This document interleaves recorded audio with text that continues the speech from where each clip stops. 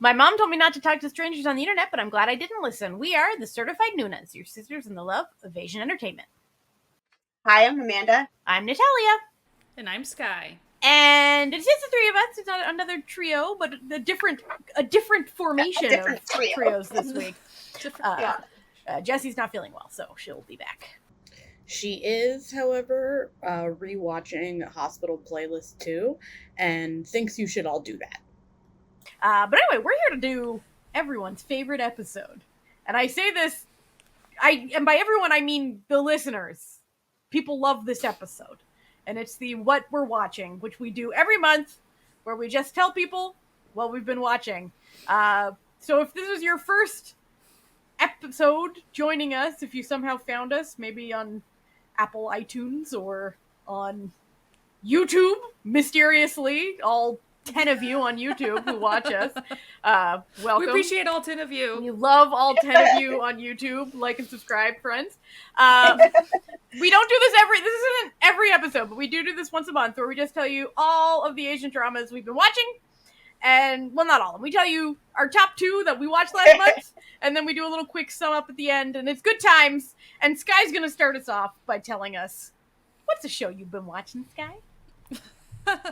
So I watched, and listeners, you'll figure it out later why I maybe re-picked this up, but it's a secret for now. But I picked up the drama You Are My Spring. I think I had gotten to like episode 5 once upon a time, like I remember that back in the day. So it's 2021. So like I was watching it as it aired, but then like life, and so I wanted to keep up with it, but I got distracted. Who knows?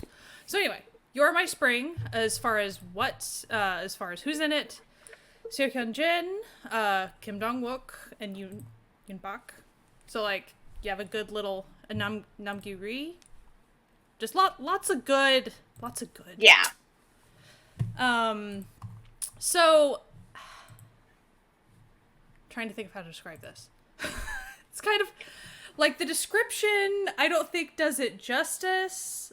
So the description, I'm not gonna like read everything, but at the very end it does say, 2 like suffering from traumatic childhoods, you know, and then you meet, and then but there's a lot going on in this show. And tonally, to me, overall, it's just a very healing drama. And I'm not sure that you're able to tell that necessarily within the first 5 episodes.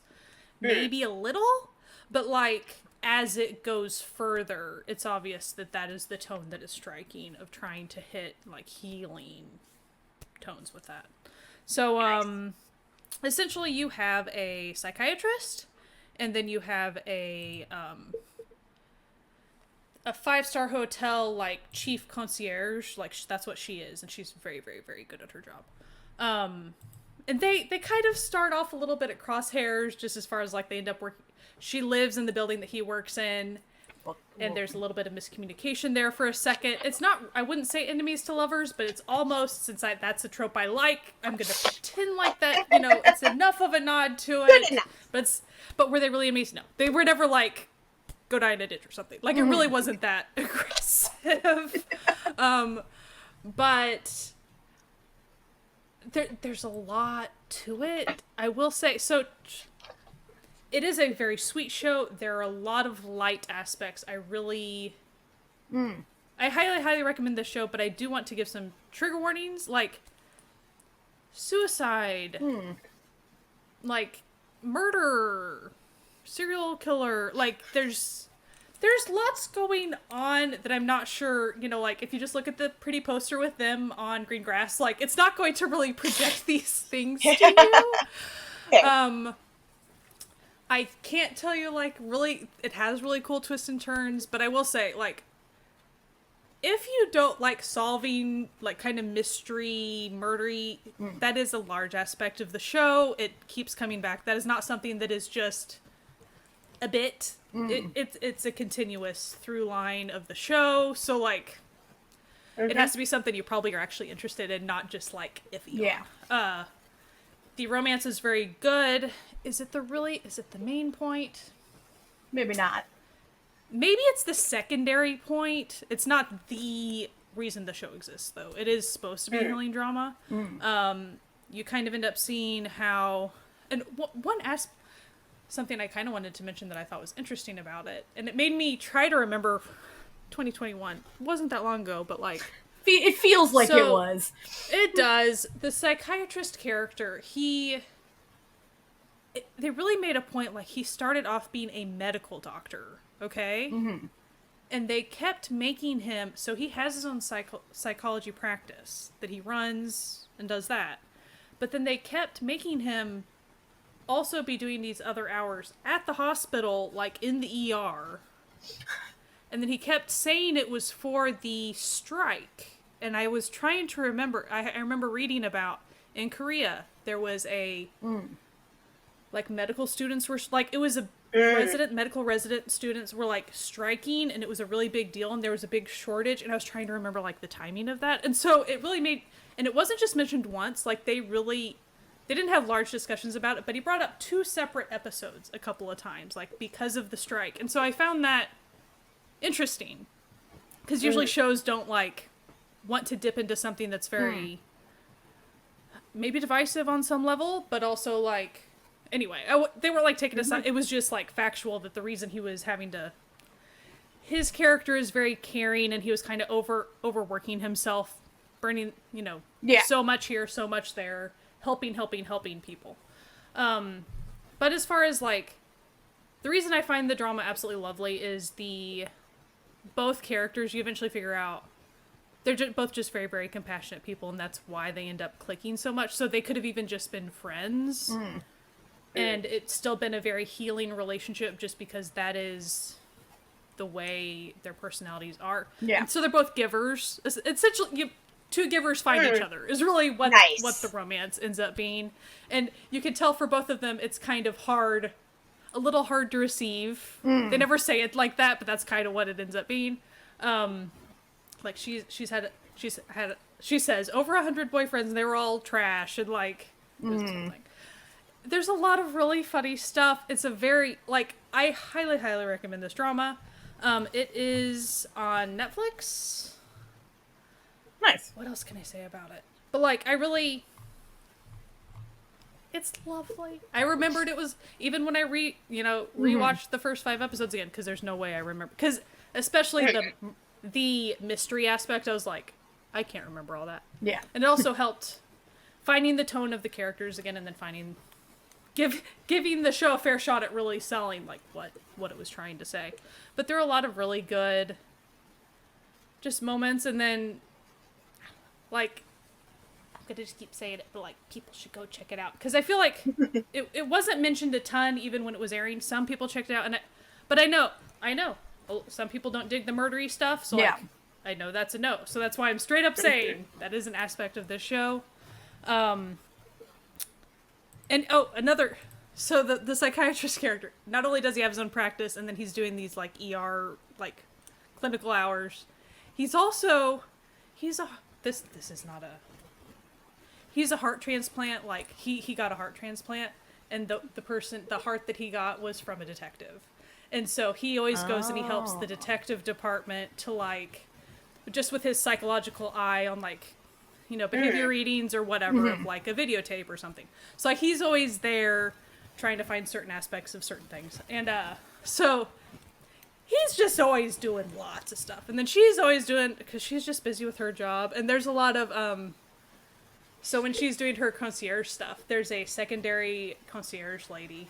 And she's so fun, because she's probably like from North America or something, because her English that she's speaking is just not just, oh, it's phenomenal. It's like they make jokes a lot, like she keeps trying to like speak coarsely. It's just really funny. There's a lot of cute kids. It's great. But I guess like another warning for child danger type stuff. I mean, so tread lightly, like if you're not ready for something a little heavy, maybe some abuse aspects, things like that. Like that is just, yeah. So, but I highly, highly recommend it. It's beautiful. Like they don't really like lean into the cinematography a ton, but like there's some snow, all this stuff. So it's just very heartwarming. I don't think I cried. No, I don't think I cried. But someone could cry at it. Theoretically, crying Theoretically, could happen. it could happen. Crying could happen. You could happy cry at this. You really could. You could sad cry too, probably. Like, if you're looking for a cry, this might be it for you. Possibly. Yeah. Are there romantic misunderstandings? Of course there are. Listen. You might get frustrated. You'll feel all types of emotions. Listen, There's a lot to be man. had here. That's just the way, okay? Like, this is the type of show you're watching. It is always funny. Dramas that have these really accommodating characters, like that is their personality and stuff.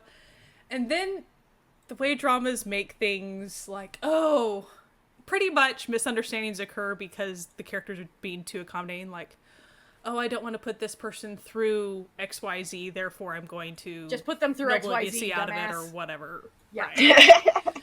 Maybe just trust the other person to make their own decisions. Just that's thought. Listen, that would be too easy. It is always funnier too, like when these are older characters. These aren't 20-year-olds like making really dumb decisions. So it's like sometimes you go, I don't know. I don't know if someone in their 30s about this. like I know at least one of these characters is like naive in relationships supposedly, kind of, but like, are we that naive? This like naive? I feel like he's a psychiatrist. Like he's seen things, like things have occurred. I don't know. Just putting that out there. Gotcha. But it's great. There's also just some, like, the side characters. There's a lot of character actors. There's even Kim Yi-won. Like, she's in it. She's like the best friend character. Nice. I was trying to remember what I saw her from. Wakiki. Yeah. She was in Rich Man. Oh, okay. Suspicious Partner is she's a support role a lot. I've seen her just all over the place. If you'd see her, you'd be like, oh yeah, her. Like, she's in everything. Right. Call It Love. She was in Call It Love. Oh, I watched that. Whatever. You're a big fan of Call It Love. Yeah. I think that's why I was like, I'm just so used to... And actually, now that I think about it, is this written by the same person? I was actually going to go make...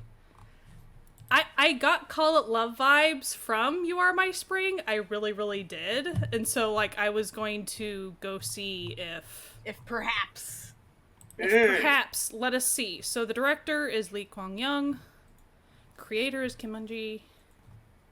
There's too many names. Like there's a creator and a screenwriter. Like they're more than usual listed on. Anyway, I don't want to bore everybody. But so similarities with Call It Love. Call It Love is much sadder, more difficult and stuff. I would say this is. You Are My Spring is much more entry level, easier for I think most people would really enjoy You Are My Spring. If you enjoy You Are My Spring, Call It Love might be for you. If you want really sad, there you go. But You Are My Spring was really maybe it's for you. Maybe it's not. for you. Who knows? I was really trying to think of like what I would call this genre. Like, it is a rom-com, but it's healing. There's mellow vibes. But does it lean super... Sorry. No worries. Does it lean super heavy into them? No. Whereas Call It Love leans heavy into the mellow vibes, so that's kind of the difference there. But as far as the difficulty things that occur in You Are My Spring, for sure. Like, those are the mellow stuff. Such good acting, just from everybody involved. Yeah.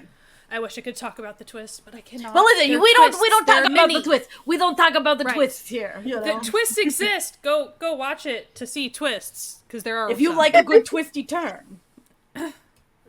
So it's not a rom-com that you can like. Oh, this is where it's gonna go. Yeah. Yeah. So, if you're wanting something kind of different, if you want something kind of spicy, maybe not spicy, but like there was kissing in it. That's the thing. More spicy than normal. More spicy than. So how about you, Amanda? Well, I'm gonna talk about something that I did talk about it last month too, but I was so fresh into it that I got some things wrong that I like talked about. So anyway, I finished it today. So Ploy's Yearbook, GMMTV. It's a Thai drama, very cute. One of their sort of typical kind of anthology type series, not quite as specific as something like You Prince, but more like The Jungle, where you've got a group of like 4 or 5 friends, and then they each get 2 or 3 episodes of a romance, a love story. And this story is about 5 Ploys who were all 5 girls, all named Ploy. There's Prez Ploy, who was the school president. There's Prof Ploy, who was the smarty pants. There's Punk Ploy, who is a, rough and tumble girl. There is Plain Ploy, who is, she's not plain, but she's just plain. They needed a name for her compared to the other girls. And then there's Pretty Ploy. So I'm gonna assume they're probably all pretty. They're all alliterative too, so it had to start with P. Yeah, exactly. So they're all just, and at one point, one of the guys says to Plain Ploy that her last name has the word like Jane in it, and they're like, no, it's just part. Like they're just making a play on words with your name. She's like, you're sweet, thanks. But you're sweet, but you're stupid. Look So at me, shut up. But so when I mentioned it last month, I mentioned that there's basically the gist of this is that 15 years ago in their yearbook, something got mixed up between these 5 Ploys. Well, turns out what it was their phone numbers. Apparently, they put contact information in the yearbook. And these 5 Ploys, their phone numbers all got mixed up. And so because of that,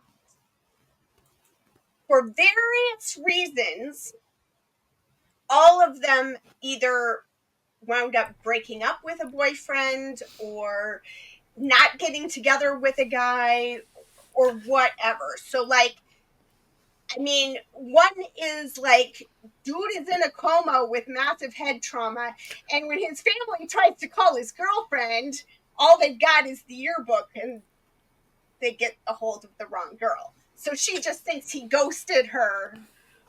Well, like, okay, if you got a hold of the wrong girl, that girl also knew the other girl. Like, couldn't she just be like, hey, try this phone number Like, how big instead? was this school? Like,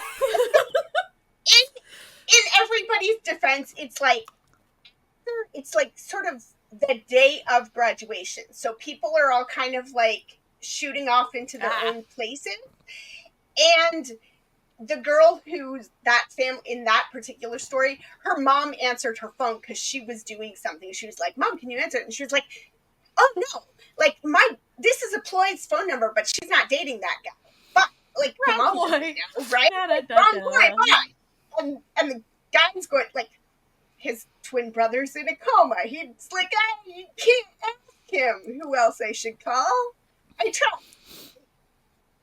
So whatever. And by the time he's out of his coma and has his functions back, it's years later, she's remarried. She's married somebody. And so that's one thing that I did like about this drama is that, well, it is somewhat unrealistic, the concept that basically these 10 people are all still in love with this high school person they dated. Because, like, why? It's 15 years later. Most of us have moved on. We moved on, right? But they did do a good job of showing that all of these people did move on. So, like, 2 of the girls and 1 of the guys are married and or divorced at this point. There's ugly custody battles going on. There have been engagements that have been broken off. There's like, it's not like they all were sitting static waiting for this person. pining in a corner. Yeah. Right? It's more like, well, and then I bumped into them again and like, oh, there's still a spark. There's something there. Like, yeah, maybe, right? So it all kind of gets rolling with our main Ploy, Ploy, played by Namtan. She's broken up with her fiance and now has not got enough money to keep the building that she runs her cafe in. So she's trying to sell this building. Big Earth plays Fab, Big Earth. and he's her ex-boyfriend from high school. He shows up because he's a photographer. He's looking to expand his business, have a better office. And so he's looking to buy this building from her. But when he sees it's her, he's like, nah, forget it. I'm not helping you. And she's like, what the heck is wrong with you? It's been 15 years. Get over it, dude. Why are you so mad at me? And he's like, I can't believe you still are denying it 15 years later. And she's like, denying what? And he's like, that you cheated on me. And she's like, that I what? Like, what? Anyway, she goes home. She's feeling sad and morose. She starts flipping through her yearbook. And she looks at it and goes, that's not my phone number in the yearbook. That's not my best friend's phone number in the yearbook. Those are not our phone numbers. They're all mixed up. She goes, she finds Earth again, and she says, listen, I figured out what happened. You told me that Matt called and it was all lovey-dovey. He thought he was calling for Ploy, but he called and you answered my phone. Don't answer other people's phones. Like, You know what? This is a fun little plot for a show, but I'm like, dude didn't know his own girlfriend's phone number. Right? Sus. Okay. Sus. I just think it's so funny because if you know that in your graduating class there's a bazillion of the Ploys. people sharing the same name, Maybe don't jump to the same conclusion, dude. we have all had in our classes, 17 Ashleys or whatever, and we know Megan. the So many shenanigans Megans. therefore ensue with these things. Amanda, like, literally, I had a teacher one year who was like, okay, there's 4 of you. You got to come up with different names. And so we had to decide between us, like, who was going by initials and who was going Amanda, who was Mandy, who was, right? Because she was like, no, we're not playing that game. We ain't playing this game. No, We ain't doing it. So that's sort of the whole thing. And then basically Earth's character in the present time says to her, you know what? I will buy the building because I do need the office space. And you can keep your cafe running because I also need coffee. So, like, that works for me. But I need you to go and basically you got to look up all the ploys and all the guys and, like, fix what went wrong. Because she was also the like, head of the yearbook committee. So, like, it's her fault that the numbers are wrong. Whatever. The premise is... It's fine. It's fine. I said on Twitter yesterday, the subtitle for the show should be, like, Ploy's Yearbook, Boys Are Dumb. Overall, it was very fun. It was very cute. I found it very realistic. While the idea that they would all still be perfect matches with these high school sweethearts is silly to me. Mm-hmm. The idea that, like, when these 5 girls come back together, they weren't all friends. Like, there was sort of a group of 3 friends and a group of 2 friends, and those 2 groups were kind of frenemies that were sort of brought together in the final couple weeks of school, but, like, haven't really seen each other since. But there was something very believable about how when they come back together, they just sort of immediately all click and they hang out and, like, let's have coffee, let's go to karaoke, like, it's just good to have people. And that's sort of community. Mm-hmm. And that's kind of the whole vibe of the show, is just the guys have all sort of stayed in touch with each other, but, like, everybody's got issues. And so they all have, like, relationship issues and, so then getting, when you already have that trauma and then your boyfriend ghosts you, you're like, oh, relationships, not for me, like, so there's a lot of that going on. And then there's just, so what was the thing that was, like, different about the show? Like, you said that the show was different than what you thought it was last time you spoke about it? Yeah, so I think last time I just wasn't really clear on what the thing was that got mixed up, or like how the yearbook had anything to do with it. Like it was sort of like, I don't know, like I don't know how, and it's still, once you get there you're kind of like, this still feels a little flimsy, but okay. But it's GMMTV, you know, you give it to them, it's fine. I mean, it's a little bit more mature than some of their usual high school stuff. So, like, there is the high school stuff, but then, like, there are some not super intense bullying plot lines, but there is, like, a plot line of bullying and parents who support and parents who do not support their children and, you know, stuff like that. But then there's also 32-year-olds who are not children, and so they're having, you know, there's friends with benefits plot lines and stuff, and lots of smooching going on. It's a little something for everyone in there. Exactly. Huh? There's, you know, but it was good. I enjoyed it. I enjoyed the nonsense. I will admit, I did fast forward through some of the high school stuff because there's some of it is important to the plot and some of it is just sort of setting up, like, filling time with, this is why they were in love in high school. I don't care why they were in love in high school. All I care about is show me why they're still good together now. One of the plots is a faux ass plot, which I could have done with.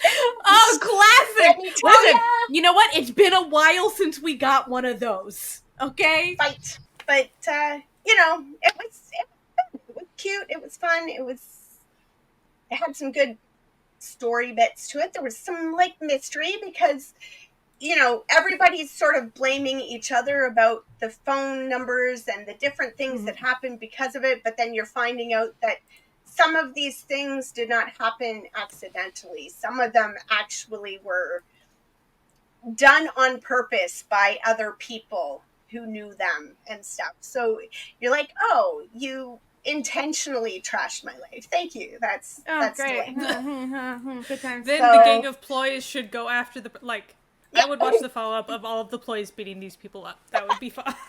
Really? That was Punk Ploy's, like, answer to everything. She was always like, oh, should I go kick her ass? Because I will go kick her ass. Yeah, fair. That's fair. Like, you know what? You know what? 15 You're years, maybe like we can let it go. Maybe you should. That sounds nice. If you like little happy romances, this has something for everyone.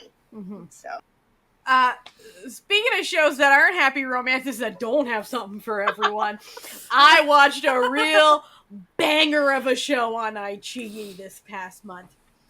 It was called My Stand-In, and this show is messed up, but I couldn't look away.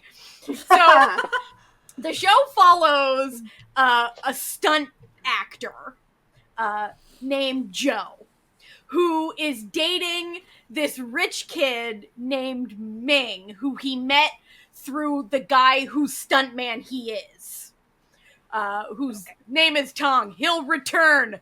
Worst character ever, okay? Worst person you've ever met, this Tong character. Played by Mech, who is great and is chronically online, so if you follow his Twitter, you should, because he's hilarious. And he tweets in English, because he's fully bilingual. But anyway, so Joe then finds out, this all happens very quickly, I'm not, like, giving too much away. Joe then finds out that the only reason that Ming started dating him was because Ming's actually in love with Tong, who's married to his sister, and Joe looks the same as him from behind. So think of that sexually, and you'll understand the vibe happening here. Gotcha. So Joe begins to, like, unravel mentally a little because he discovers this, and he takes a questionable stunt job outside of, like, his usual crew that he works with, and then ends up getting in a horrible accident and dying.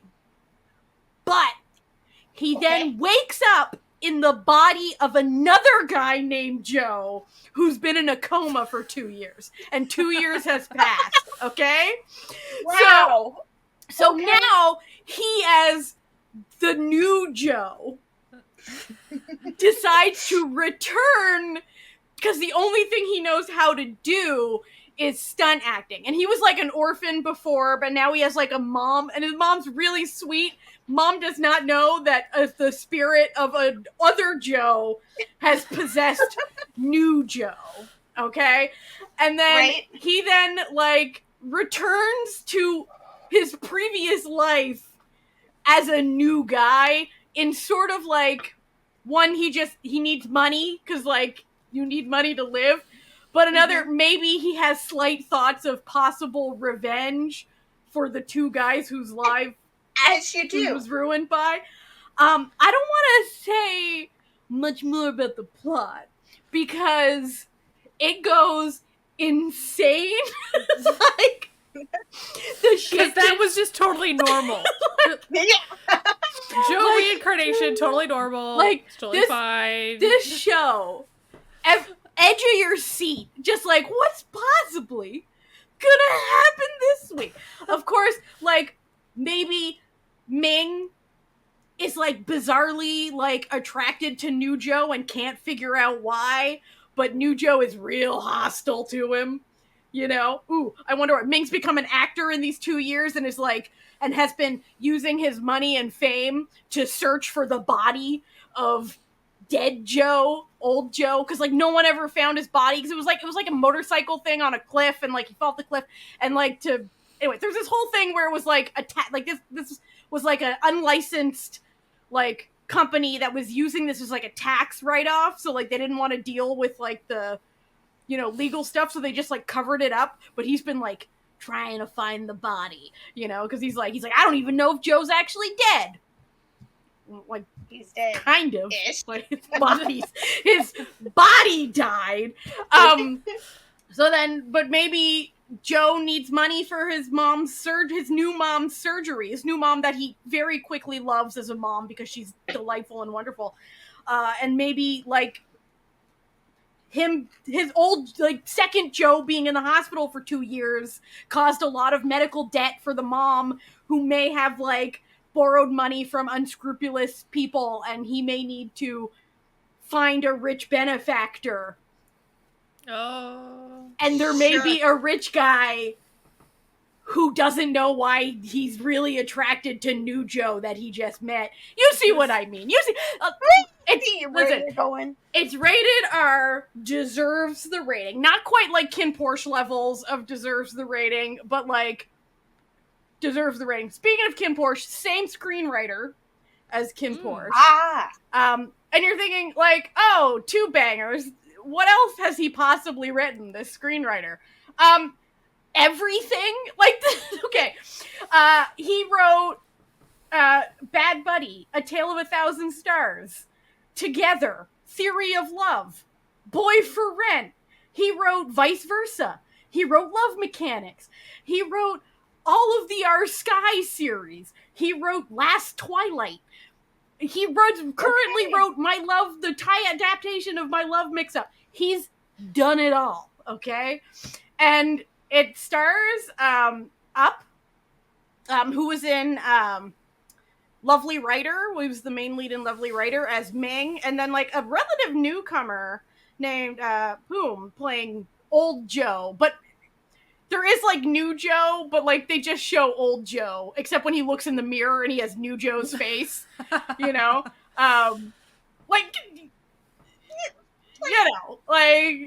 Yeah, you gotta be, listen, they hired a really good looking guy to play Joe. They gotta keep him going on. New Joe is also good looking, but like he's not important, okay? Like we don't really care about New Joe.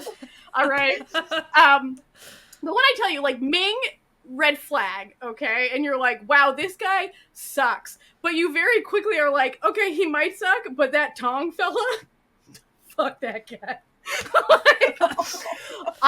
There has never been a more vile villain in like a BL that didn't like murder someone that I have seen in a long, like he's just the worst.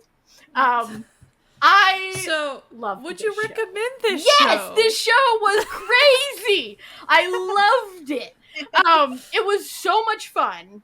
It was a little spicy. The acting was incredible. Like, the writing was good. And also, for My Engineer fans, In Touch was in it in like a little side role. He was great. It's got great stunt work because it's about a stunt man. Nice. It was super fun. It was a super fun show. I had a lot of good time with it. It's on iQIYI. You can just watch it there, and it's great. Yeah. Also, the same director as Kin Porsche, too. So, like, it's good times. Good times. It was a good show. I really enjoyed it. Red flags. Just red flags everywhere. Just, like, the worst fellas. The most toxic people you can imagine, and then the sweetest little bean just stuck in the middle of it. It's delightful. I loved it. I loved it. You should all watch it. You should all watch My Stand-In. Great show. Great show. What else have you been watching, Sky? So I guess I'm gonna do just Netflix, but and it's on Viki too now, I think. I Love You, EYE, Love You. I Love You. Okay, so this is a Japanese drama. It was from this year. Yeah. And it came out like the very beginning of the year, like January. Yeah. And I've been wanting to pick it up for a long time, but I've been busy. So I've started it. I have not finished it, so like I'm not gonna talk all about it. But I will start off by saying, so I was expecting to really like this show, like, but you know, you keep your expectations pretty tempered just to see how it goes. But so, you know, I'm very easily like entertained, all this stuff, but not a ton of shows like make me have cute aggression. Like that's another level of like, like you just like these characters. So as far as what type of a show would do that, My Sweet Mobster, like the cute scenes of My Sweet Mobster make you go like, ooh. It's painful. So, you're just like, ooh, I just want to yeah. I Love You is the same way. So like I really need you guys to understand the level of cute that is happening just right off the bat, even before there's like dating involved or anything. It's just like, oh no, like they're adorable, like just being I just friends. started it last night. I'm like, yes. Isn't it like It's super like cute so... aggression? It's like, oh no, he's a food delivery guy, and he leaves so handwritten notes just giving food recommendations. And he does little otter drawings, and then she does a sticky note back, and he loses his mind at her awful like otter drawing. Just this, like, just the little details, and they just. It is not even have to be romantic. It's just like, you guys are just the cutest little beans. Like, I can't with you. I want to say that it's more of a food drama than you would expect. So, like, anyone that's thinking, like, because I know we have some listeners and some friends that, like, really, really like food dramas. So, like, they talk about food. As far as do they, like, show a lot of food? Not really, but, like, the lead girl character loves food. And she gets hangry. Like, her hangriness is, like, her only... legendary personality problem, really. And she doesn't even know it's a thing. So, it's kind of funny. But, like, food, like, she loves her food, and he loves cooking. So, food becomes a big aspect of this show. And as far as, so, set in Japan, but the lead gal is played by Nikaido Fumi, and the lead fella is Chae Jung-hyup. So, we have a Korean lead guy. And so, he is a grad student, as far as... He studies otters and endangered animals, and he's all about environmental stuff. And she is the CEO of a company that makes chocolate from, like, rejected cocoa hulls, Hulls. So she's all eco-friendly stuff. So it's like, there's just... They kept on just checking all the boxes for me. I'm like, you don't have to keep, like, going so hard. For, like, I was already on the boat. Do less. Because it was just like, And it's pretty, it's very cinematographic, it's very pretty. Like, oh, there's bubbles, or oh, whatever. Like, I was already sold, like, but it kept on being like, no, we're gonna keep talking about environmental policies, and we're gonna keep talking, and I'm like, this show, I'm having too much fun with it. It's so cute. If I wasn't busy in life, I would already have just, nom, nom, nom, like, it would be gone. Delicious. But, so I'm not saying it is the same as My Sweet Mobster. I'm just saying, like, the level of adorable is similar. Very different plots, same vibe. Yes, do not think. No. So as far as where the title comes from, EYE, I love you. So she got into an accident when she was younger, and she can read thoughts, but only when she makes eye contact with somebody. So that's why it's the eye thing, because she has to, like, really look into their eyes, which, of course, think how problematic that could be. Yeah. I kind of was thinking they were going to lean harder into, like, showing all of the difficulties that she would have with that. Luckily, they show a little, but they really don't, like, harp on that too much. It's not like, oh, she's having a rough go. She uses it to her benefit quite often, like, working with people. Like, she'll kind of she'll kind of figure out that they are worried about something, so she'll just kind of adjust it and, like, help them, and then they're, like, all impressed that she was able to do that for them. Something like that. But what's neat about it, too, is not neat. So her accident, her dad was in the accident, too, and he was paralyzed. Like, he had a stroke, and it affected his brain to where he can't speak. He has, like, trach to breathe, all these things. But he's still there. And so, like, she can read his thoughts, and it's in his voice. And so they get to still have dad-daughter chats all the time. And, like, he'll make fun of her for having a crush, things like that. And I'm just like, I'm losing it, because, like, it's too cute. And you have, like, this disabled dad that, like, he's still able to connect with his daughter. I'm just like, I just can't. And, like, that's even why does she be a CEO of a company? To pay for her dad. Like, her motivation is to pretty much take care of her dad. And so I'm just like, like, this show, I can't. Now, and I've only watched, like, 3 or 4 episodes. I remember when it first came out that some people were complaining, and I think because they didn't initially get what the thing was, they were complaining that when he was thinking in Korean, they weren't subtitling it on Netflix. They didn't subtitle his thoughts. That was on purpose! Which was the point, because she I couldn't understand him. I think they understood. Right? I just think they didn't like that artistic choice. I think it's a good artistic choice. Yeah. Like, I'm totally fine with it. Like, I said I started watching it. I started watching it last night. It's on Viki now, too. I highly recommend, if you have the opportunity, go watch it on Netflix. Because you know what they're doing on Viki?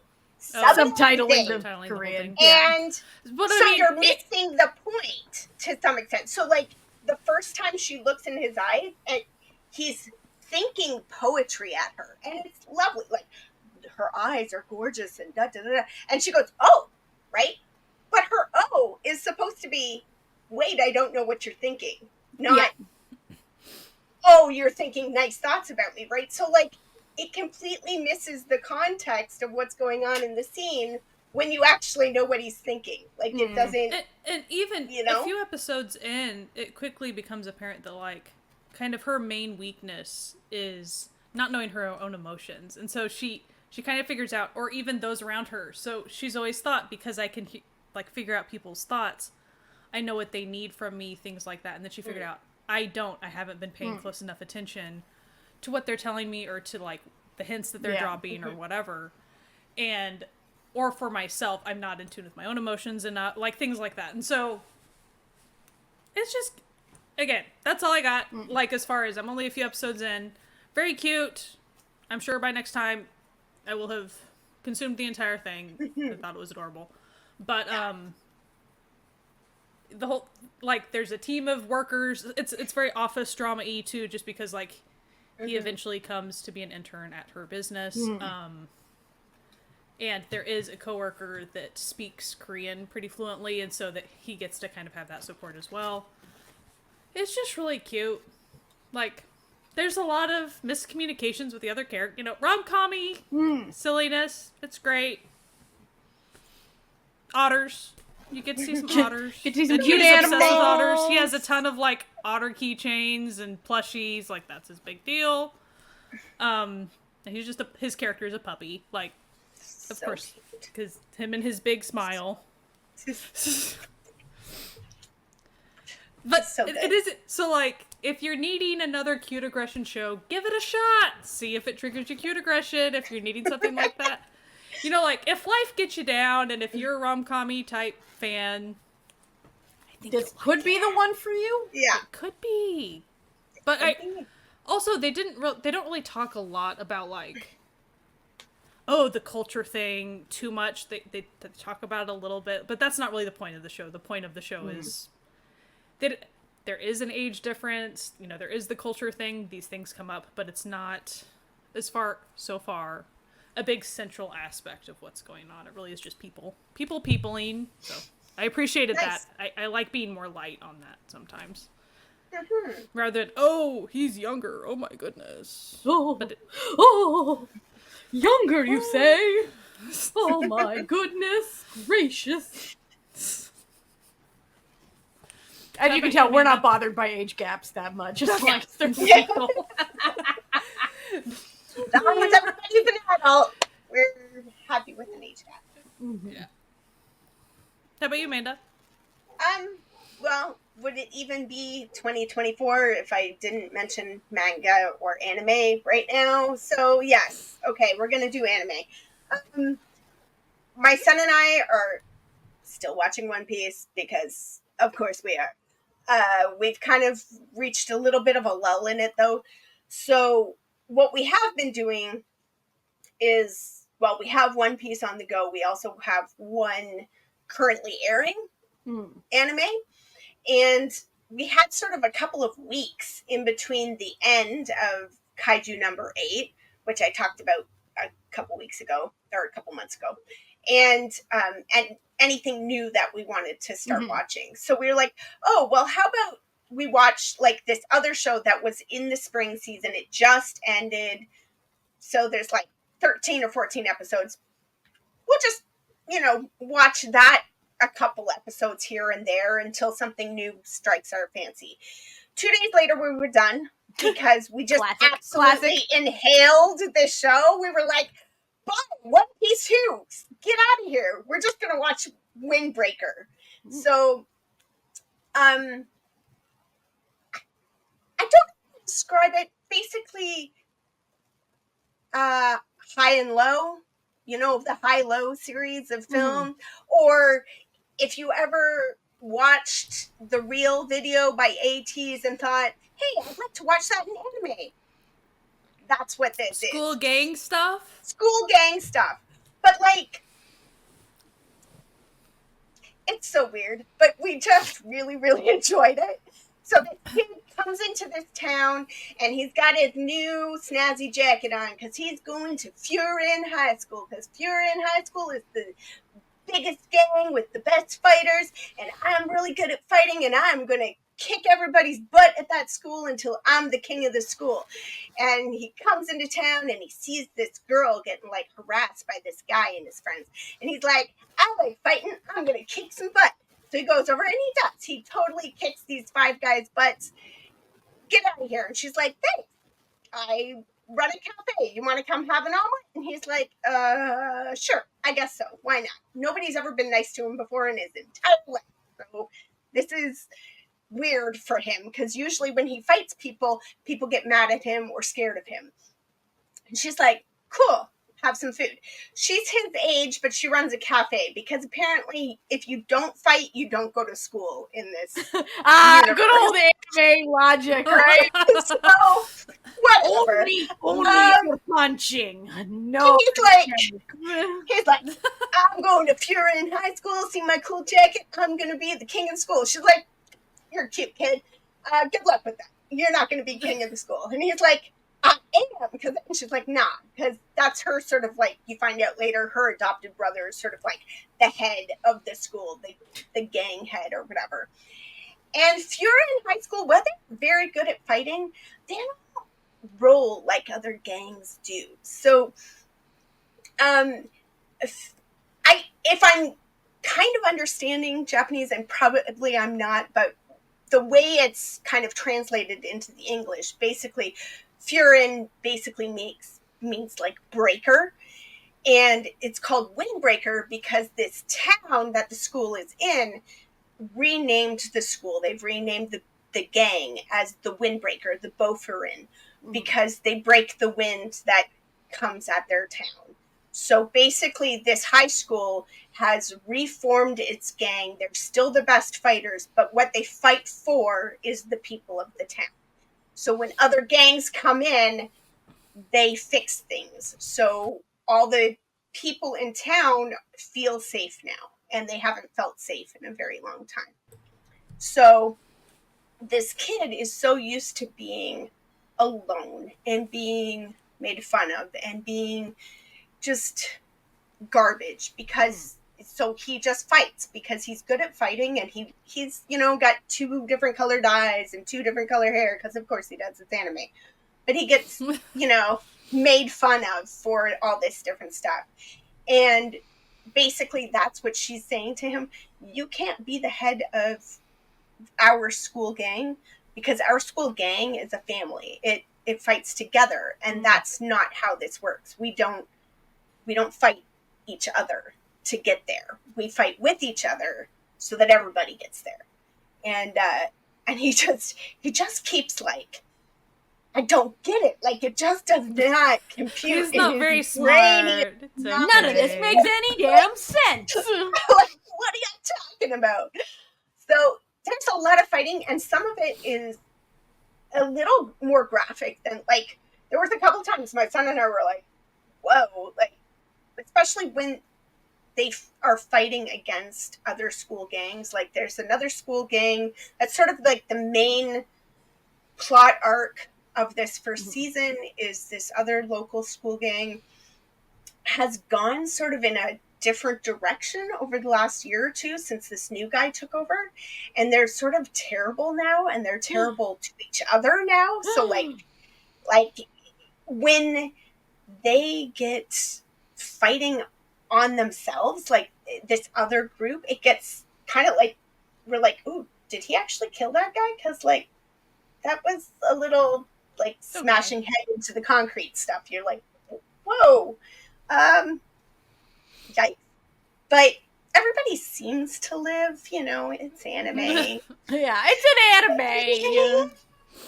But yeah, it's interesting, and it's the main sort of thing is the idea of having a group that you fight with, and that you're stronger together, and that and having something to fight for, that you don't just fight for the sake of fighting, but that also that fighting is a conversation that you have with your fists. And so in a conversation, that's a way to look at it. You need to have something to say, and you need to listen to what is being said. And it's very interesting, but it was just really, really enjoyable to watch. Like, the fight scenes are really good. They're very interesting fight scenes. The characters are all very good. There's like a little old granny that he helps one day, and then she like fakes that she can't walk a lot, so she'll like make him give her piggyback rides to the restaurant and stuff. And he's like, oh, Granny, are your legs feeling better? And she'll like hop off his back and like run to her seat, and she's like, yeah, I feel great. And he's like, just the amount of rest I needed. Cute. I mean, like the way that all the people in the village, like, it's not really a village, it's more like within a city. You know how you have like neighborhoods within the city, so this is their neighborhood that's protected by their school. And yeah, it's just, I don't know what about it, but it was just like crack to us. We just like totally inhaled it. We're very excited. There's supposed to be a second season next year, so we're like, woo! Yeah, but basically that's all I could think. Like, it's just that weird high schools are gangs, and like my son's like, are there teachers? And I'm like, I don't think there's teachers, babe. Like, this is there's listen. They don't go to class. They do elect like class presidents, like for each class, like a leader for each class. But that's just the leader of that, cohort of the gang. It's, okay, these things fine, happen, whatever, like, they're interesting. They're a bunch of interesting kids. The gang leader, he loves food. He loves to cook. He's a gardener, and he has a rooftop garden on the school. And so when people need a talking to, he brings them up to the rooftop garden. And like when you're punished, it's like you need to tend to the tomatoes now because you clearly need to learn something within yourself. So spend some time communing with nature and then go out and beat people up. But get right with yourself first. So in order to fight, you must be one with yourself and others. yeah. All right, sure thing. It's wild. It's very weird, but very fun and very, just fun. And the anime is good. Like the drawing style is something that I enjoyed. So, we will look forward to a season 2. And now we have to find something else to watch when we're not one piecing. Fair enough. How about you, Natalia? What else? So I watched this C-drama. Now, there's a thing that C-drama rom-coms do where sometimes they're doing too much when they don't need to, like, it didn't need to be this much, And on that note, I watched the 36 episode Miss Crow with Mr. Lizard from 2021, and I did enjoy it well enough. Okay. So the basic plot, it starts with this, like, teenager, like he's like 19 or something, like 18, 19. He's like out bird watching, and then he's like, driving home, and he witnesses a truck hit a car. So he hops out because he's like a good guy and like runs over, and he's like, oh my god, like let me like help you, like, out. And then he looks up, and then the truck rams the car again with him next to it, and the car goes flying, he goes flying, he gets stabbed through the chest with a branch, but he's still alive. Oh, okay, he's still alive. Okay. This isn't like a Reaper thing, like he's fully alive throughout this entire show. And the only other person who survives was like the 13-year-old daughter who was in the car with her family. And so like he's like talking to her while they wait for like health to come and stuff, but she never saw his face, he never saw her face. They were taken away to the hospital. They never met again. 10 years has passed.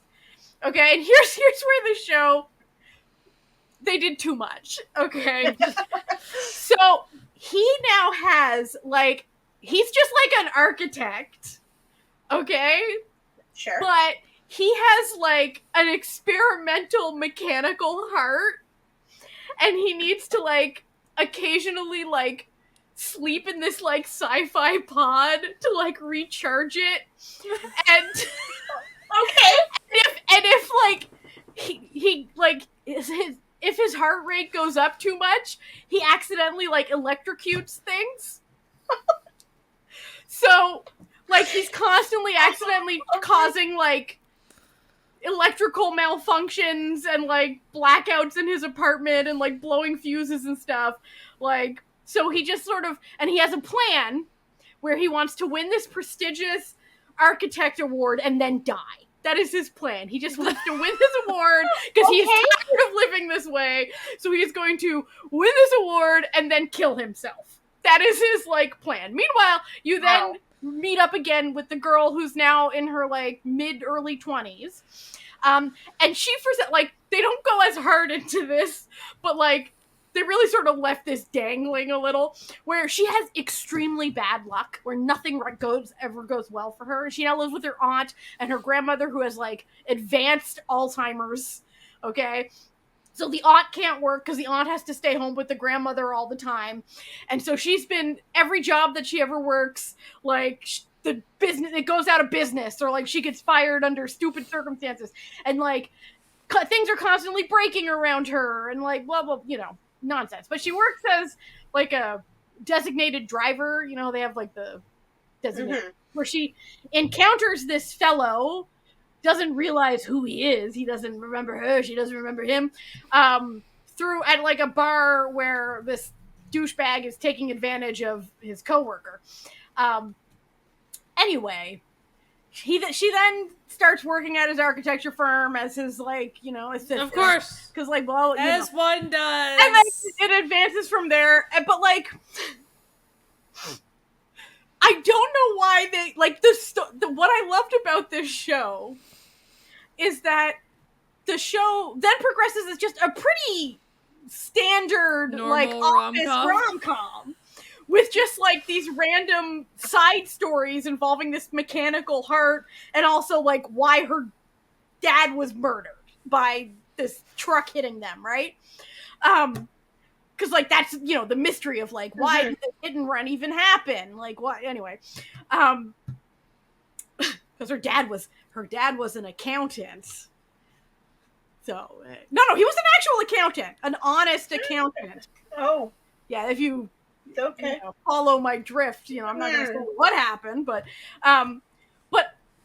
if they had just given him like a transplant heart, like an actual human heart, the plot could have remained the same because like transplants don't last forever.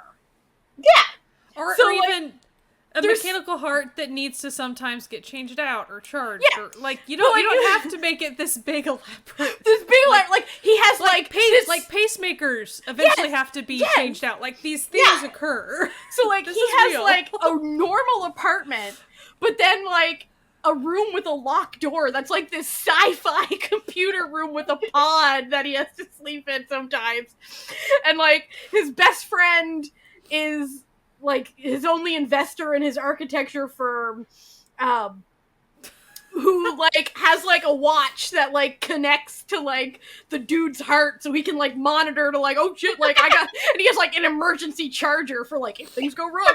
And like I must admit, like the best friend character was, and then the best friend character, and then the girl's best friend who's like a lady, she works in business at the other guy's dad's company. I'm not entirely sure what she does at this company, but like she works in business at this company that does business. You know, they have like C-dramas also have this plot that they love with like a sassy, like sexy lady who has like a one night stand with a guy, and then it's like, okay, we're done here, but then the guy's like, I love you forever now. We are now, and so that's like the vibe going on there, right. And then it's like, which is then like compounded with how like slow burn and chaste old McCanny Hart, and you know, okay, it's 36 episodes long.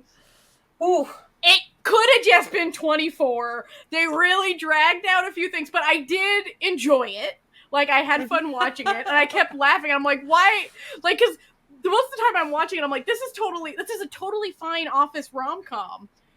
But why he got this sci-fi heart though? Like, because they don't really do anything with it other than other than like it causes, you know, peril, right? Like, oh, like he has to, they can't get too intimate because like his heart might beat too much, and then but also she doesn't like but also the other aspect that they like started with and then they sort of like semi forgot and then they brought it back again. They're like, oh shit, we forgot about this plot point, was that due to the accident she doesn't feel pain very much, so when other people get electrocuted by him she doesn't notice it happening to her. That would be like a huge thing. A huge thing, right? Oh my god. So anyway, so the show, like, listen, I really enjoyed it. It was on Viki, and I did enjoy watching it. And the acting was fine. It had Renji Alon in it, and Jing Fei, and they're really good and stuff. But I was just like, you're doing too much. You're doing too much. Like, we're having fun, but also not enough. Like, but also if you're setting up Crazy Heart, do something with it. Mm-hmm. Like, they do. Legitimately, they do. And I was, but like, they do it in a way that I actually started laughing when like the big like twist, and then I I wish I could say what it was. I don't want to spoil it, but it's actually pretty shocking when I was just like, okay. Okay. Like, you know what? Fair. But like it was enjoyable enough to watch. Like, you know, it has the classic like tsundere and then plucky female lead, you know, and then like she's got an overprotective sassy best friend and he has a bit of a buffoon simp for a friend, you know. It's like, and then of course, you know, she has a childhood friend who's like her aunt hates because his dad was involved in this legal thing that her dad got killed for, and you know, it's got it all. It's got all the tropes that these all have. But I will say it should have just been 24 episodes. That would have been fine. But it was in 2021 before they put in the stop making these damn shows so long rules in China and Chinese television, which they did. For anyone who doesn't know, like, the Chinese government was like, stop making your shows so damn long. Enough of this. But I did enjoy it. Yeah, that was some. I had a good time, you know? And isn't that all that matters at the end of the day? Pretty much. And where was that one? It was on Viki. Viki. It was on Viki. And I think it's also on WeTV if you use WeTV instead of Viki. All 5 of you who do that.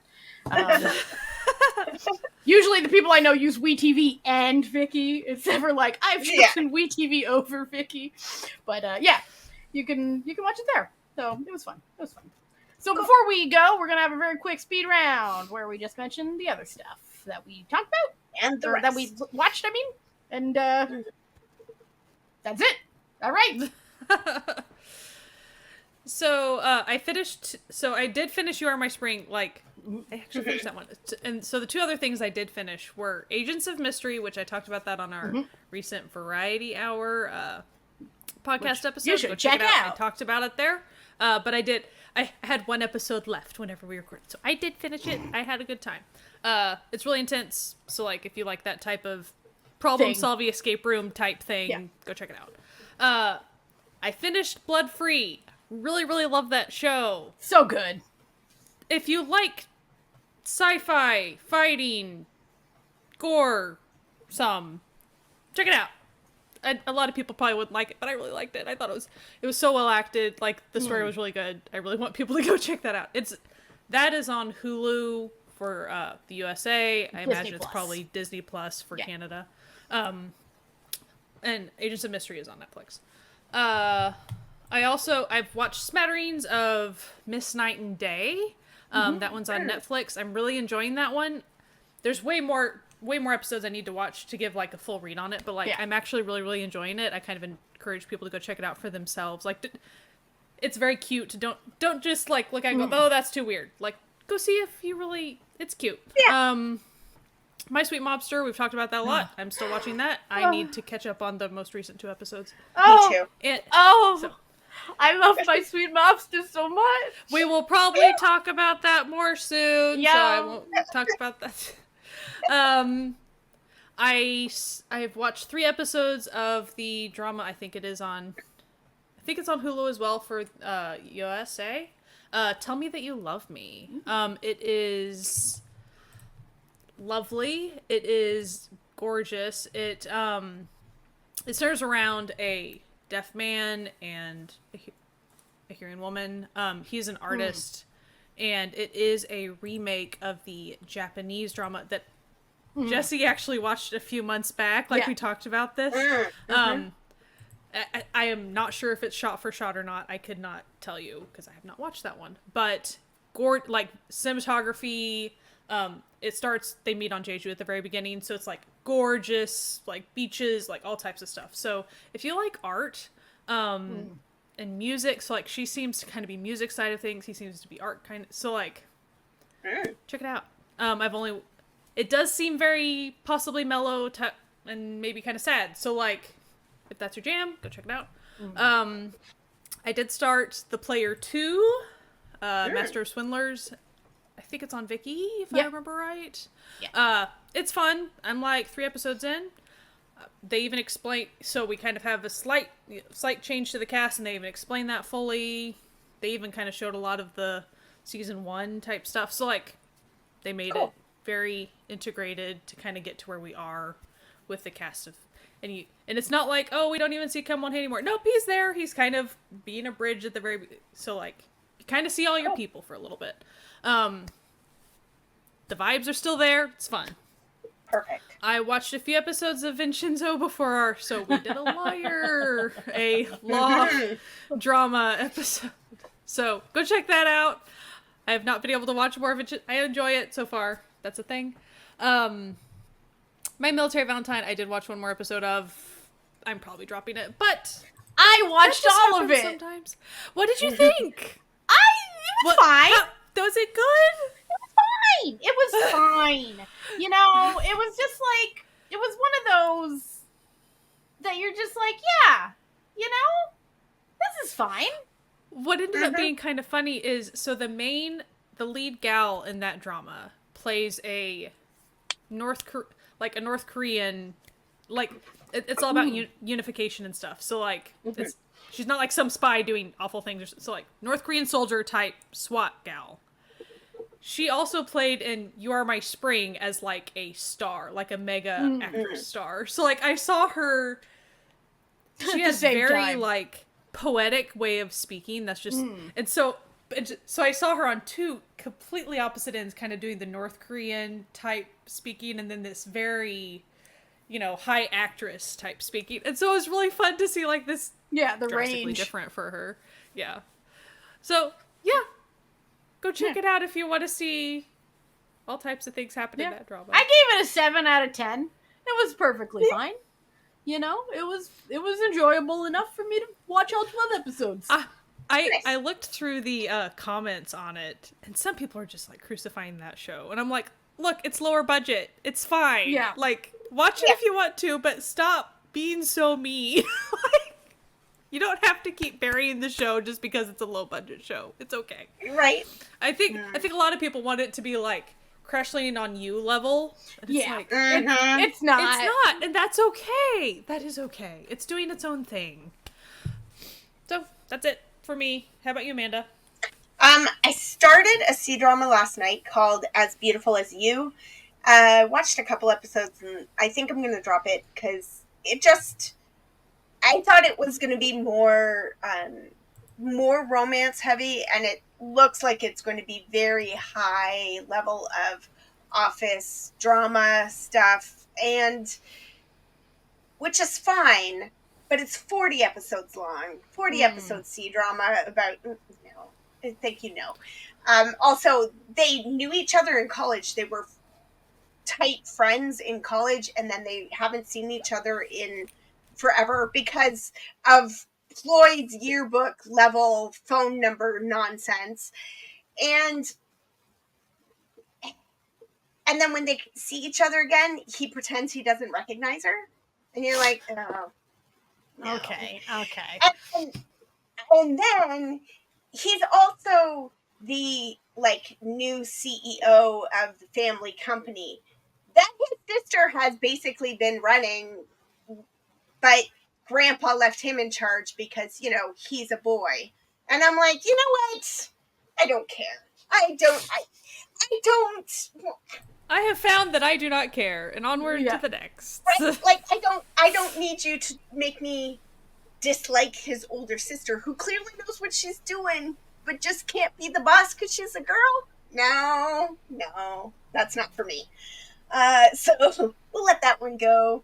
Like I said, I did start I Love You last night, and I think I'm gonna swap over maybe to the Netflix, but maybe not. Like, Vicky is very easy to watch, so I just found it, like, I was like, oh, that's different. The fact that but his Korean thoughts are very, very poetic. Like, he is very smitten with her off the bat. It's nice that now Vicky has it to where, like, if someone wants to watch it that way, they yeah, can, and exactly. that's great. I kind of like the limitation because, like, I think it's fun. And since I do not know Korean, but I know enough vocabulary, what's like, I know that word. Yeah. But I have no idea what to say. Her perspective on things. Like, he'll say something and she'll be like, Like, I enjoy feeling the limitation with her, so, like, Yeah. I get a kick out Yeah. of it. So, my sister and I went to see Indian film Kalki 2898 AD in the theater. This is a sci-fi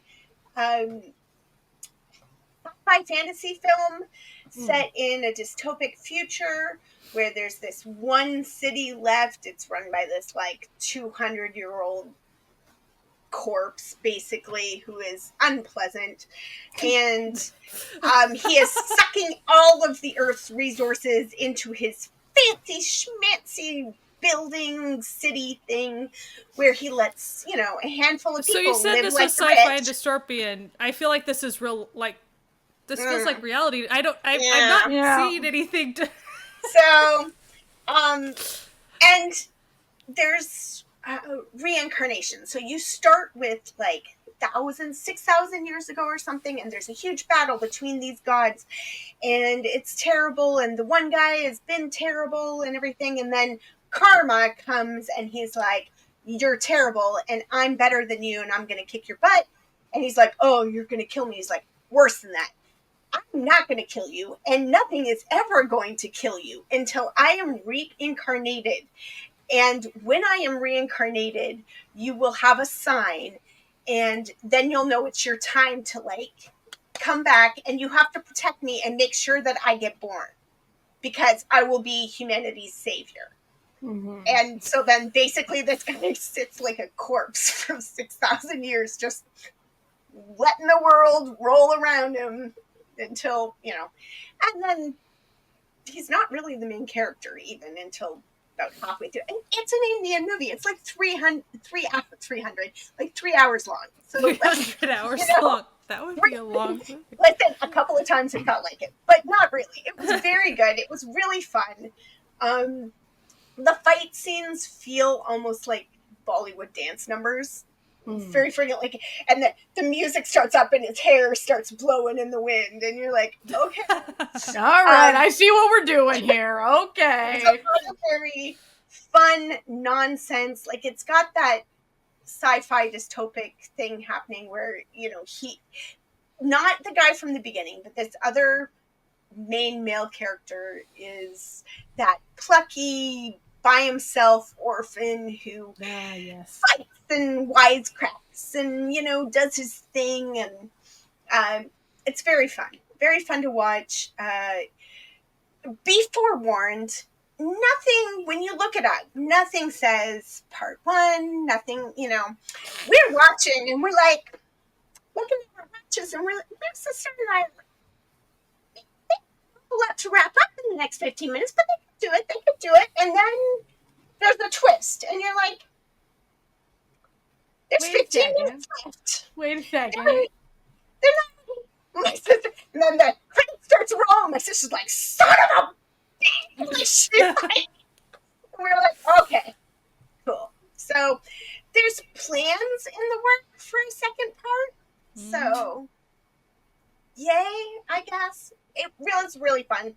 I don't think it needed to have 2 parts. I think they could have done something where they wrapped up this part of the story, and then you could you could still have a sequel, but complete this story. Like, they left it on a cliffhanger instead of wrapping up part 1 kind of thing. Yeah. So I would have liked that a little bit better if it was more of a standalone film with a sequel instead of a tie-in, movie kind of thing. And yeah, still watching My Sweet Mobster, and Tweel. Yeah. Still watching One Piece. Yeah, you'll never stop that. It will never end.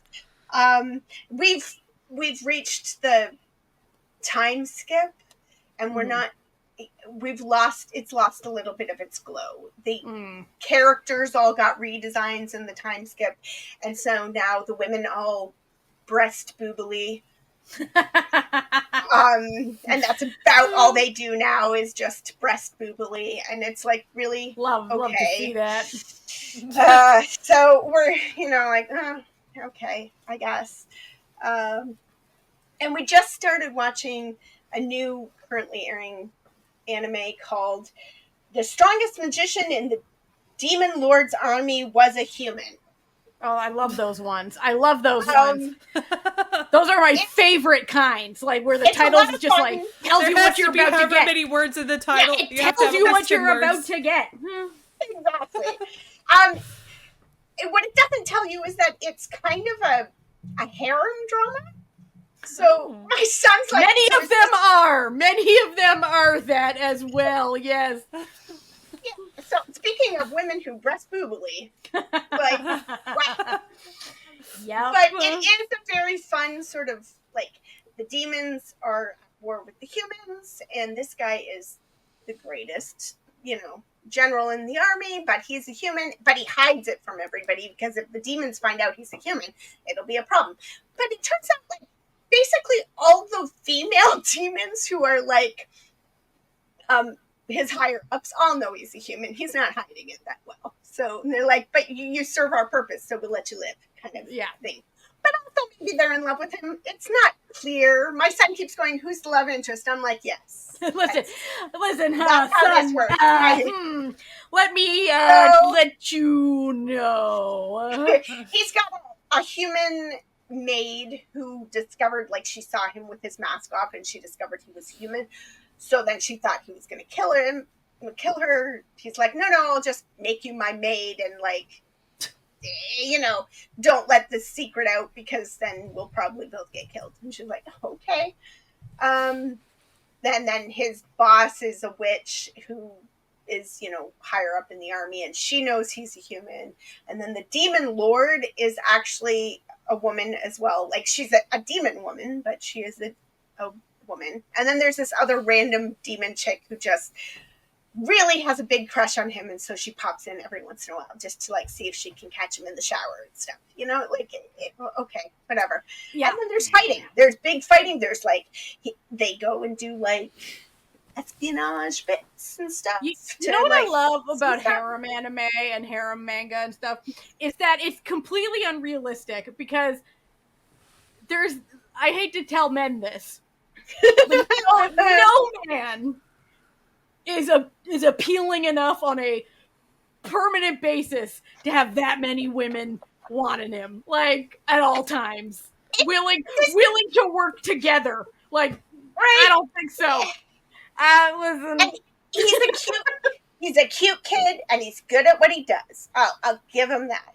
And the demon lord keeps him around because, well, maybe she's into him. I don't know, but like also because he's a human, he keeps finding clever solutions to issues, like, and diplomatic solutions that give her more resources. Because if we don't completely destroy all the humans and we just co-opt their cities and castles, then we have more resources in our government. And I like that. So let's do that part. And of course there's the bad guy. There's a bad guy in the demon army who thinks he should be the demon lord. Of course. And, has a face that is flames. Because, of course. So, but it's fun. We're enjoying it so far. There's only like 4 or 5 episodes out, so we'll see where we go with that.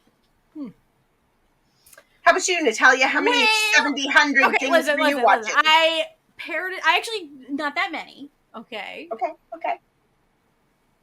That I'll talk about.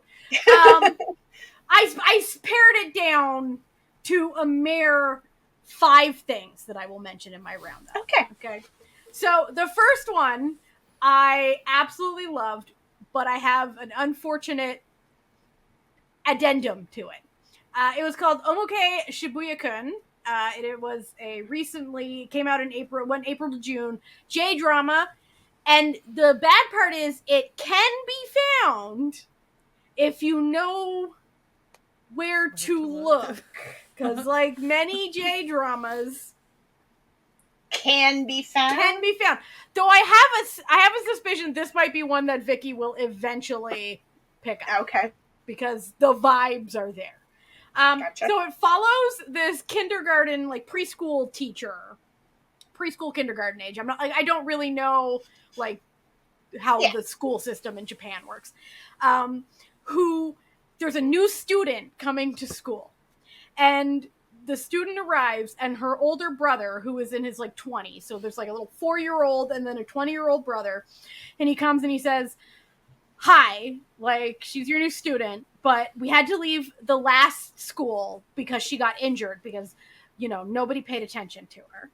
And she goes, "Oh my goodness, it's so open." And he's like, how bad was it?" And he points, and there's like a tiny scratch on her knee, and it's like, Oh, no. there. And so this teacher is now like, "Oh no, he's crazy. Like, I have to be like extra attentive with this kid." Then she finds out, and we as the audience also find out, that he's actually a famous actor and who's currently like starring with his like label mate in this drama. Like, they show, like, I love when they show an actor and they show snippets of this fake drama that they're filming that like we never see, where it's like he's the male lead that both the female lead and the other male lead are both in love with. So it's like this like Perfect. this, you know, bisexual rom-com that he's just starring in. But and he's a very popular, like, romantic actor, but outside of his roles, knows nothing about women, knows nothing about relationships, knows nothing about anything. It's just super weird, bad with people. If you give him a script, he can act exactly as the script is written, but outside of it, he ain't got nothing. Okay? But he has immediately, upon seeing her, fallen in love with this elementary school teacher. And is like, "You are the only woman I will ever love in my whole life." And it just goes from there. He's weird. She's adorable and, like, confused. Rightfully so. The little kid is very cute.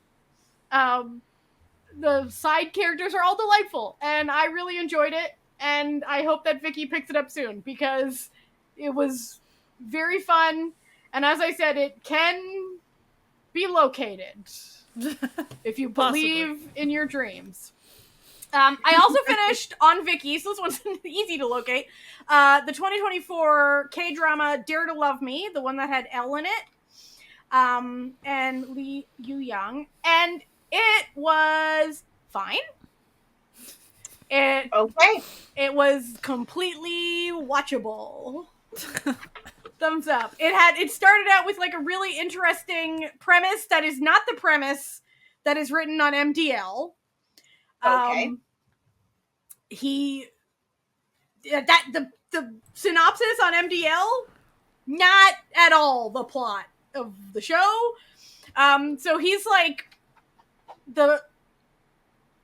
basically the son or the grandson of like the village chief at this like historical village where everyone who lives in the village lives as though it is still like they're basically, I would say, sort of like Korean Amish people, like, to make a sort of where they live as though it's still the 1800s. So he's like, you know, like a scholar, but he's been tasked because someone has been stealing like artifacts from this historical village. So he and this like woman who's like his bodyguard have been tasked with like tracking them down. So he has to like leave the village in order to like look for them. And then he goes to his only historical village friend, because when he was in high school, he briefly left the village in an act of rebellion and made friends with this guy and this guy's sister.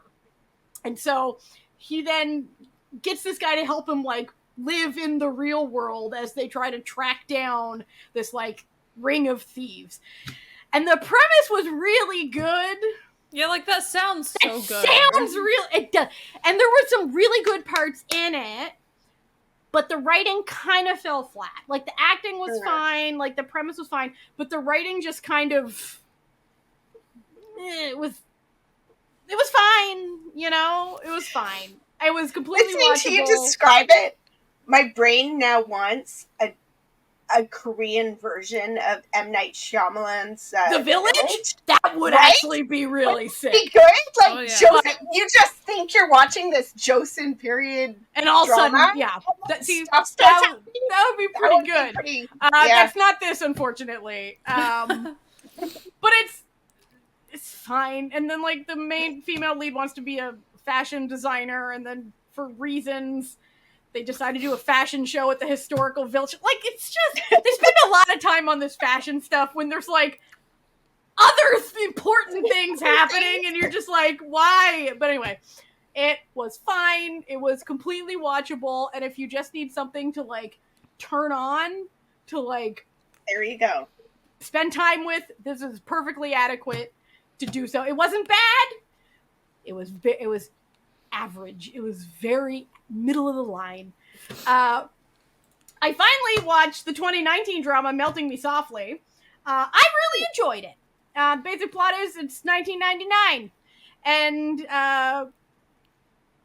this PD, like, from a variety show, and this, like, part-time actress, sort of, she's not really an actress, but she, like, she's on his show all the time as, like, because he does, like, an infinite challenge type show where they, like, do experiments, and she's always there as, like, an extra, like, doing the experiments because she's trying to save money, because she has a little brother with developmental disabilities who she wants to take care of, and her family's not very well off, and so she agrees, and he and her agree as part of an experiment to be cryogenically frozen for 24 hours. But then things go wrong, and they end up cryogenically frozen for 20 years. And then wake up in 2019, but where everyone is now 20 years older, they're still the same age and don't know anything about anything. And also, they can't raise their body's temperatures above 33 degrees or they'll die. Okay. So, it was fine. It was really fun. It was cute. Good cast. Kim Won-hae killing it, playing both Ji Chang-wook's dad in 1999 and then his younger brother in 2019. Was delightful. Yeah.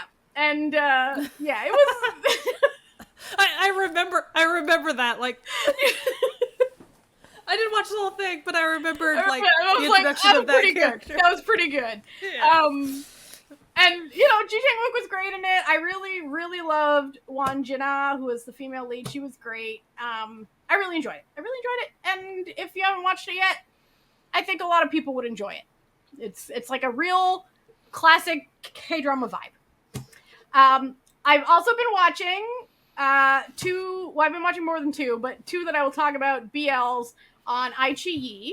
One is the incredibly good J-drama adaptation. It's an adaptation of a movie that I did watch called Silhouette of Your Voice that I really enjoyed, but it's called I Hear the Sunspot.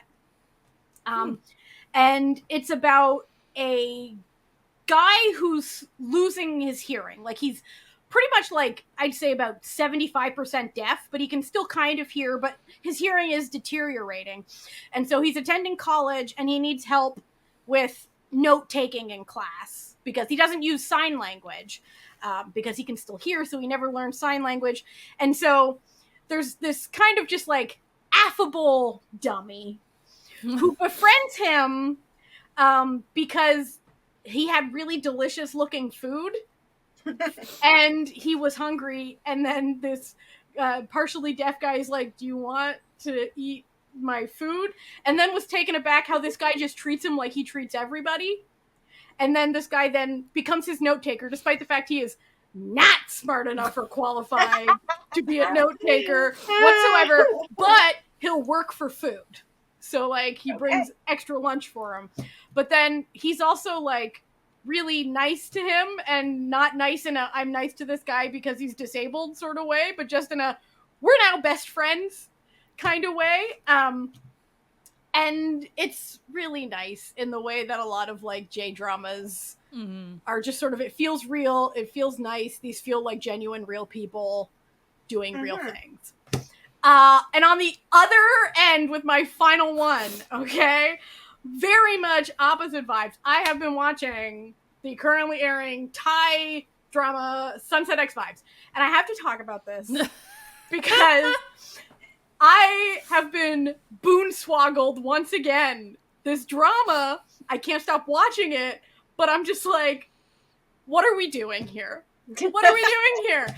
So basically it follows this like guy who's in this final year of college who is doing like an internship because he wants to be a jewelry designer, so he's doing an internship at this like high-end jewelry place. Meanwhile, he's never dated anyone, so his like two besties are like, oh, you should go on like the apps, you should go on the gay Tinder and find a lover. So he starts like talking to this guy on Tinder, and then like they like hit it off, and then they go on a very chaste date, and this guy's like, oh, like, you know, I respect you as a person, like I'm immediately in love with him, okay? Like this dude that he meets is like handsome and, you know, immediately in love with him. Then finds out that this dude is now his new boss because he's the son of the owner of this jewelry company who's now been installed as like the new CEO. The thing is, here's how I got boonswoggled, okay? Okay. The preview for this show before it came out leaned very heavily into like, there's a fantasy element, like, did they know each other in a past life? Is there some sort of like, you know, like, ooh, he sees him like, you know, this a guy that looks like this guy he's dating, like wearing like, you know, like traditional Thai clothing, like there's a dragon, whatever. It's a 12-episode show. I have watched up to episode 6 because as of this recording, those are all the episodes that have come out. It was in the last quarter of episode 6 that they have first introduced any fantasy element Wow. whatsoever. So every episode, I'm sitting there like, so when is this fantasy happening? Because otherwise, it's a very lovely little like rich boss, new employee gay drama, which is fine. Mm-hmm. But I was promised some fantasy aspects to it. So listen, I'll next month when we do what we're watching, our next what we're watching episode, I will have an update. I will have an update on the fantasy elements of this one because I'm suspicious. But that's all I'm going to talk about today. I am enjoying it, though, because it's Moss Bank, and I really like them, and it's fine. It's, like, it's not good. Like, it's not great, okay? Like, it's not great, but, like, it's fun, you know? Like, when you're watching it, you're like, this isn't very good, but I'm really enjoying the time that I'm spending watching it, if that makes any sense. And that is all that matters. That if you're is cool what's with it. important. As cool long with as it. everyone's enjoying themselves, we don't judge about the quality of a show. We judge. I judge things based on how much my heart enjoyed the time I spent with it. And on that note, my heart has also enjoyed the time spent with you two chatting about shows that we're watching. But that time has come to an end because I need to work tomorrow, so we have to go to bed because we record this at night. Anyway, thank you for watching. If you're watching on YouTube, you should like and subscribe, I guess. That's what they tell us to do. But you can also do other things, like listen to us in audio format on like wherever podcasts can be found, like Spotify and all those places. But also, if you go to our website, certifiednoonas.com, you can listen to the episode there, but that's where the time codes and the links to everything that we talk about that have links, we put on there for you. And if you want to support this podcast, you can go to patreon.com/certifiednoonas to join the Certified Found family. They're a found family on the web. We love them. We think they're great. We think they're fantastic. And they keep the lights on, as it were. But anyway, thank you for listening. We'll be back next week with a new monstrously fun episode. And as always, please, if you've stopped, you can start again to wear a mask to keep yourself safe, because diseases be going around, my friends. And then wash your hands, and as always, keep enjoying some Asian entertainment. We'll see you next week. Bye. Bye.